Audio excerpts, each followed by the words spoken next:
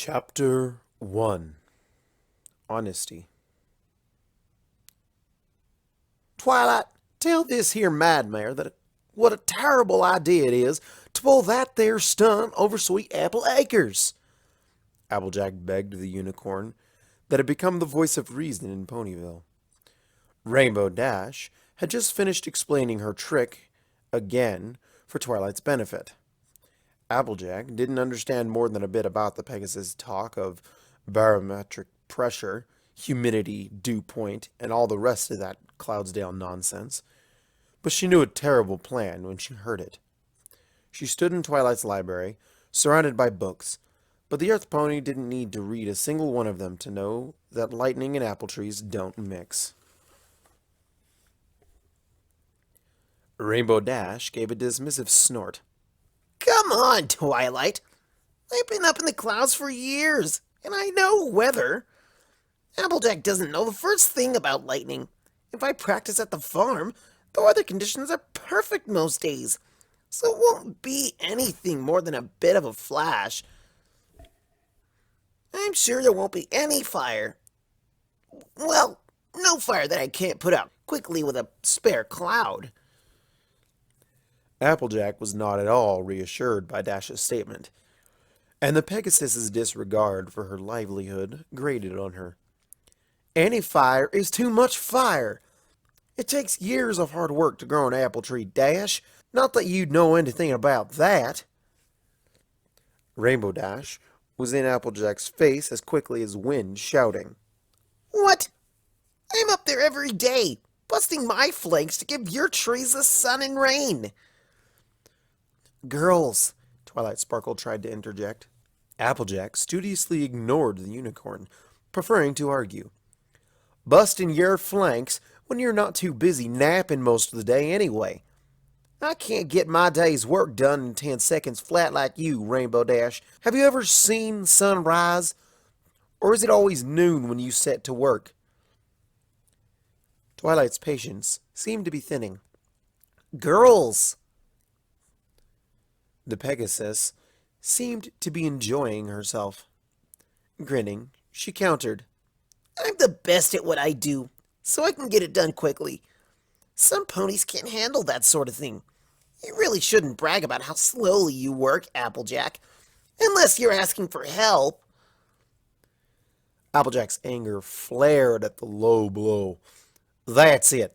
Hoof wrestling. Now. Rainbow Dash's smile only grew. You're on. The two began to look around, searching the library for a suitable surface. Girls!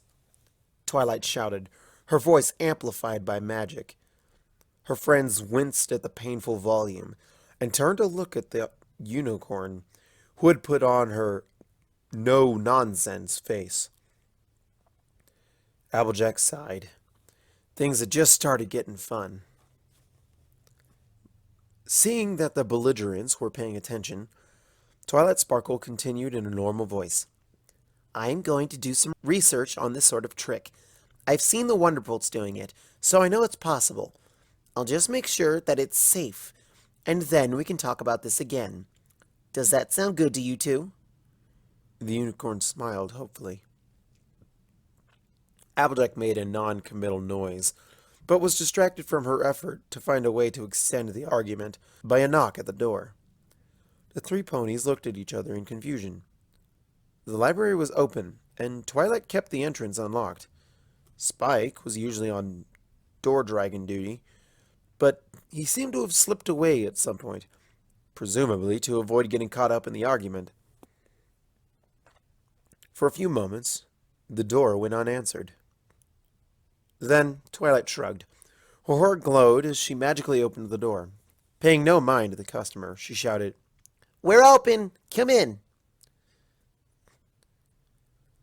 It had been nearly a month since the Summer Sun celebration, but Applejack recognized the newcomer immediately.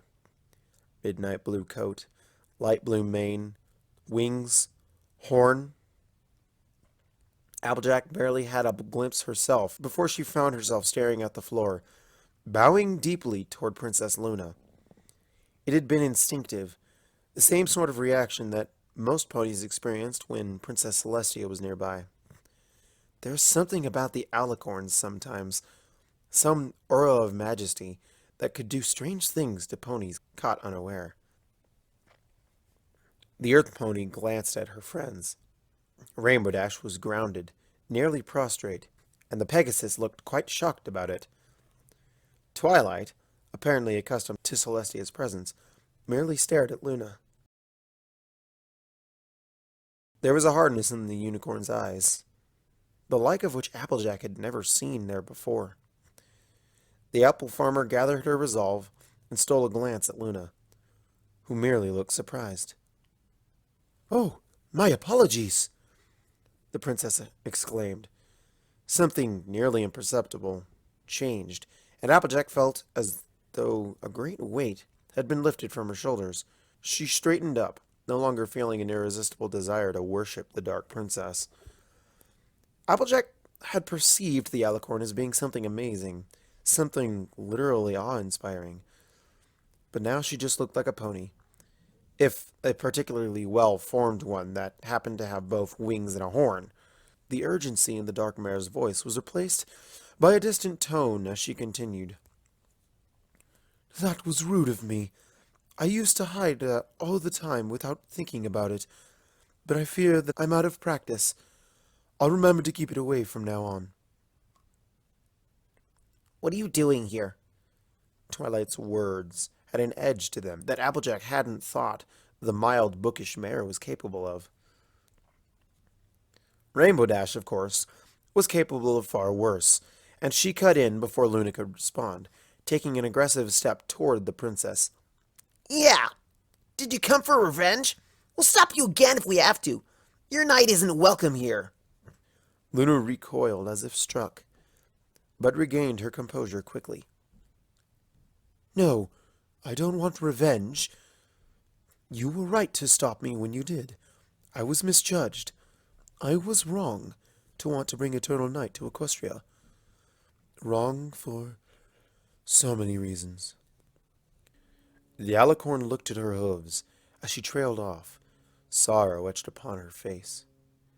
Applejack couldn't conceive of Princess Celestia ever allowing herself to look as vulnerable as Luna looked at that moment, and the Earth Pony found herself feeling almost sorry for the princess. It seemed strange to her that she should pity one of the rulers of pony kind. Twilight's voice broke the silence. True or not, that doesn't exactly answer my question. "I suppose not," the alicorn said. "The reason I came is, well, I wanted to apologize. To apologize and to beg your forgiveness. The forgiveness of all the elements of harmony. I want to try to be a friend to all of you." The three mortal ponies were silent for a moment, trying to process what they'd just heard. Rainbow reacted first. She scoffed. Ha! You tried to kill us. You sicked a manticore on us. A manticore and trees. Well, more the manticore than the trees. Do you know how much a manticore's tail hurts when it whacks you out of the air? You dropped my ground-bound friends off a cliff. You made me think. I thought I had to give up.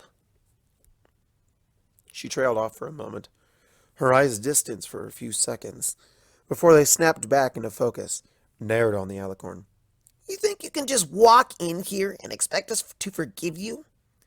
The Pegasus hovered angrily, forelegs crossed over her chest, a scowl on her face. I don't forgive easily. I bet the others agree. We're not omnibenevolent like Celestia. Applejack and Twilight stared at Rainbow Dash in disbelief. The unicorn managed an incredulous, Dash, where did you learn the word omnibenevolent? The Pegasus rubbed the back of her head with a hoof, looking sheepish. Word a day calendar. And here I thought I knew you, Dash. Applejack shook her head, smiling in amusement. She hoped that the word meant what it seemed to mean, She didn't want to ask. Quiet returned to the library for a few heartbeats.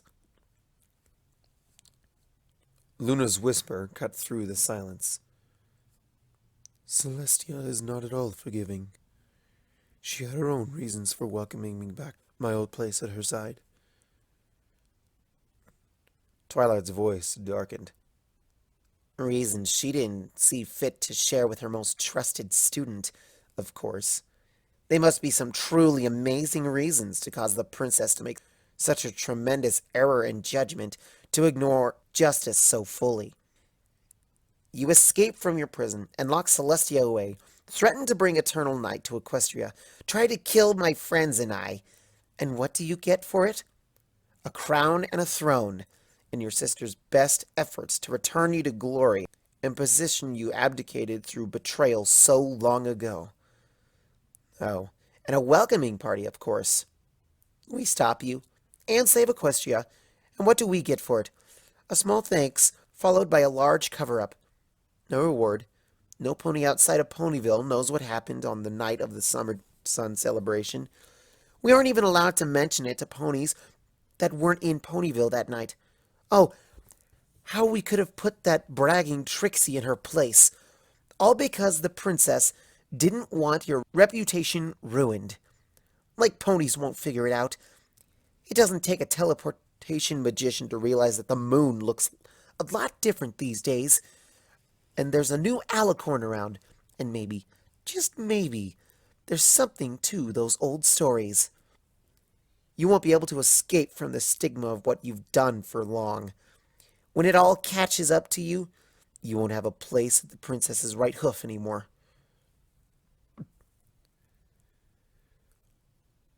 Luna had looked a lot more and more devastated as Twilight ranted, but something in the last bit seemed to catch her attention.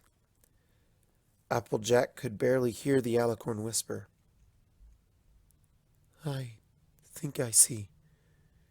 The princess straightened, and a regal mask softened with compassion. She spoke with quiet surety. This is not a contest between us. You are still my sister's favorite student. What she did for you as much as me. In time, you will see. Twilight Sparkle seemed to swell, shaking with rage. Don't you patronize me! You don't know the value of what you threw away! The alicorn merely sighed. You don't know the value of the gifts she gave you. The librarian set her teeth, jaw unmoving as she spoke two vicious words. Get out. Luna looked as though she were about to speak, but thought better of it. The alicorn turned and walked out slowly, shaking her head. Twilight stared out the door after the alicorn for a long time, as Applejack tried to think of something to say to the unicorn, some comfort. Before she could try, Twilight shouted, Every pony out! The library is closed for the day. Out! The unicorn turned away and began levitating stray books, propelling them into bookshelves with loud thunks. Some of them managed to find their places without knocking everything else on the shelves off. Others were not so successful. Rainbow Dash and Applejack were the only other ponies in the library. They looked at each other, but Dash seemed to be as confused as the farmer was. With a dark look, the Pegasus flew out the open door, leaving a rainbow trail in her wake, and shouting over her shoulder, I'm going to warn the others. She's back for revenge. I know it. Applejack wasn't so sure. The Earth Pony walked out, glancing at Twilight before closing the door behind her. The unicorn still hadn't stopped shaking. Applejack had never seen the librarian in this kind of mood. She seemed inconsolable. Outside, the noonday sun beat down on what had been a bustling Ponyville. Princess Luna sat alone and unmoving in the clearing in front of the library, staring at the ground. Many of the ponies that had been going about their business were now gathering in small groups, whispering in hushed tones and surreptitiously glancing at the newcomer, fear or anger written large on their faces. Rainbow Dash was already out of sight. Applejack sighed. If what Twilight had told her and the other elements about Luna's past was true, this was just the sort of thing that had led to her becoming Nightmare Moon in the first place. The Earth Pony knew that she had to do something. She just wished she knew exactly what it was. Applejack approached the princess and dropped to a knee in a bow and got her attention by stating in a shaky voice, "Princess Luna." The alicorn turned her head to look at Applejack and gave a shallow smile. "Stand up. My sister was the one fond of ponies bowing to her. I've always found it to be a bit distasteful. I don't recall your name, but I do recall you were one of the ponies who subdued me in my madness. Honesty, right? Thank you." Applejack rose slowly to her hooves, somewhat put off by the wandering of Luna's thoughts. She managed to reply, "Yes, Princess, Honesty. My name's Applejack." The alicorn broke eye contact and looked up, gazing directly into the sun's glare. "Good to see you again, Applejack. Please, call me Luna. Just Luna. I'm glad that the circumstances of our second meeting are somewhat better than those of our first. The ponies are afraid to approach me, but you are not. You must have a purpose. What is it?" "Rainbow Dash thinks you're here to get revenge for what we did to you." The princess nodded. "I know. Twilight Sparkle seems to hate you, but she didn't at your welcome celebration, and I don't know what changed." The princess nodded again. "I do know what has changed for her, or rather, what changed within her. She has her reasons. Every pony has their reasons, even if the reasons are unreasonable." Applejack paused. Luna's eyes hadn't left the sun. A normal pony would have been forced to look away in pain long since. The Earth Pony supposed that the alicorn must have been used to her sister or something. She tried not to let the oddness of it distract her as she continued, words spilling forth uncontrolled. I know the value of honesty because I know the value of trust. My friends are all ponies that I know I can trust.